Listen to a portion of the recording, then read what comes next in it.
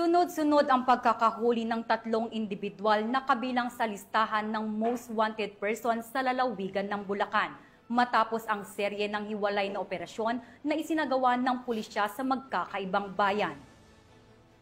Hindi naman titigil ang kapulisan sa pagtugis sa mga nagtatago sa batas at patuloy ang kanilang paninindigan para sa ligtas, payapa at maayos na pamayanan. Nakatutok dyan si Patrol Woman Gilly Peña. Wala nang lusot ang tatlong indibidwal na tinaguriang most wanted person ng lalawigan matapos masakote ng Bulacan Police Provincial Office sa magkakahiwalay ngunit mabilis ang manhunt operation sa iba't ibang bayan ng Bulacan nito lamang nakaraang araw.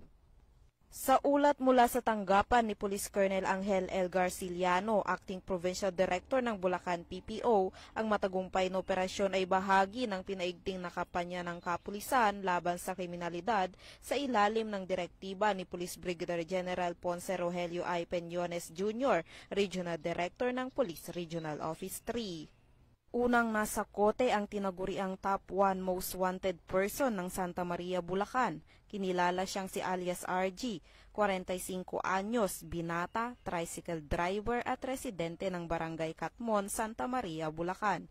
Siya ay naaresto sa bisa ng warrant of arrest sa kasong rape na walang inirekomendang piyansa. Kasunod nito na aresto naman ng Balagtas MPS si alias Naldo, 48 anyos, may asawa, kusinero at residente ng Barangay Burol 2nd, Balagtas, Bulacan. Tinuturing siyang top 5 most wanted person ng naturang bayan kaugnay ng kasong 2 counts of qualified theft na may nirekomendang piyansang 12,000 pesos sa bawat kaso. Samantala, sa Norzagaray, Bulacan, natuntun ng tracker team si alias Alvin, 33 anyos, binata, construction worker at kabilang sa top 10 most wanted person sa municipal level.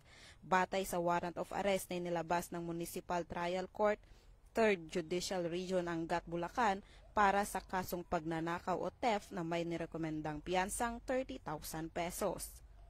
Ang lahat ng naaresto ay pansamantalang nasa kustodiya ng kanilang arresting units para sa kaukulang dokumentasyon at inisyal na proseso bago i-turn over sa mga kinauukulang korte. Patuloy ang paalala ng Bulacan PNP sa publiko na makisa sa kampanya kontra kriminalidad sa pamamagitan ng pagbibigay ng impormasyon sa mga kinaukulang otoridad. Mula dito sa Police Regional Office 3, ako ang inyong PNN Correspondent, Patrolwoman Gilly Advincula Peña, alagad ng batas, tagataguyod ng Balitang Pulis.